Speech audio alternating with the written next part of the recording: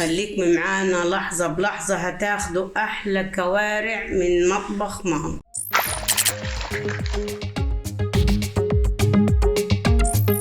صباح الخير عليكم، ازيكم؟ عاملين ايه؟ اخباركم ايه؟ يا رب تكونوا بخير. احنا النهاردة هنعمل مع بعض الكوارع حلوة وخطيرة، لما تاكليها هتعجبك بجد. طريقتنا في عميل الكوارع، احنا غسلنا الكوارع كويس خالص، نروح نحطها في المية المغلية. احنا غاليين مية، هنحطها في المية المغلية كده. خليكم معانا لحظة بلحظة، هتاخدوا احلى كوارع من مطبخ ماما. شايفين انا غليت لهم مية وحطيتهم في المية المغلية زي ما انتوا شايفين، وبعدين نسقطهم في المية اللي بتغلي مرة تاني علشان الزفارة كلها تروح منهم وتبقى ريحتهم حلوة خالص زي ما انت شايف. هنسيبهم حوالي 10 دقايق في المية دي، ملح وخل. 10 دقايق، مش هتخليهم اكتر من كده، بس هتلقي مالهمش ريحة خالص ولا زفارة. لازم تعمل الخطوة دي تخلي لك الكوارع ملهاش ريحة في الشقة خالص. تحط المية مغلية، تكون غسلهم كويس الأول بالملح والليمون، وبعد كده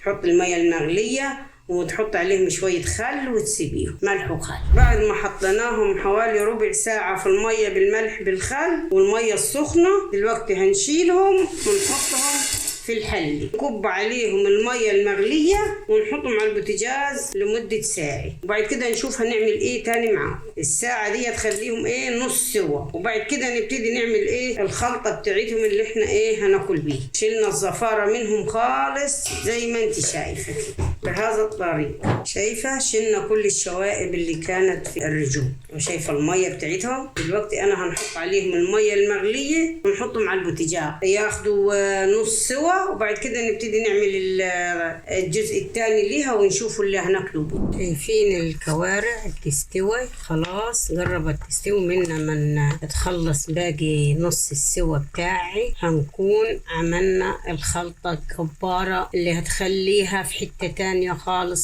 يلا بينا نشوف مع بعض الخطوة الثانية. هنبتدي في الخطوة الثانية مع بعض. جبنا حبة طماطم، حبتين كده عملناهم على الخلاط، وجبنا بصلة مبشورة، وجبنا راس تومة كبيرة فصصناها وهرسناها، وجبنا التوابل اللي هتخلي ريحتها روعة روعة روعة. حاطين ورق اللورة مطحون، وشطة حمراء، وكزبرة ناشفة، وكمون، بهارات. ودي الكمون، دي البهارات المتشكلة من كل الأشكال، فلفل الأسود. ونروح مع بعض نشوف نعمل الخلطة الجبارة اللي هتخلي الكوارع مكان تاني خالص خالص، هتعجبك بجد بجد يعني. يلا بينا. دلوقتي احنا غلينا السمنة زي ما انت شايفة، هنحط عليها البصل ونروح نوديها تاني على النار. هنخلي البصلة خدت لون، وهنروح احط الثوم. البصلة بقت ايه لونها عسل كده اهو. نروح حط عليهم ايه الطماطم.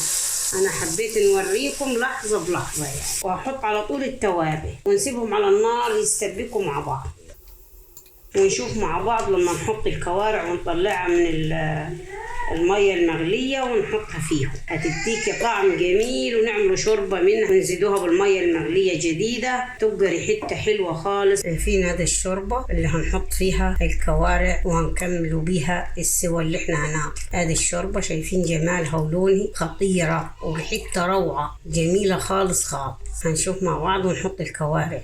شايفين الكوارع جبناها وهنحط عليها الشوربة اللي احنا عملناها اللي بتغلي دي. هنشوف مع بعض ونسويهم ايه ونخليهم طيبين ازاي ومستويين خالص خالص. خليكم معانا. شايفين احنا هنسيبهم يستويوا وهنوريهم لكم في طبق التقديم، وهنعمل منهم ملوخية مع نفسنا كده. احنا هنوريكم طبق التقديم مع الشرب، كوارع مع الشرب. انا هعمل منهم ملوخية، وهعمل منهم فتة كوارع حلوة خالص خالص خالص، جميلة بجد. ايه رأيكم؟ الكوارع طيبة وخالص خالص. شايفين جمالها؟ شوف كوارع خطيرة روعة جميلة خالص، والشوربة بتاعتها شايفين حلوة خالص وريحتها جميل.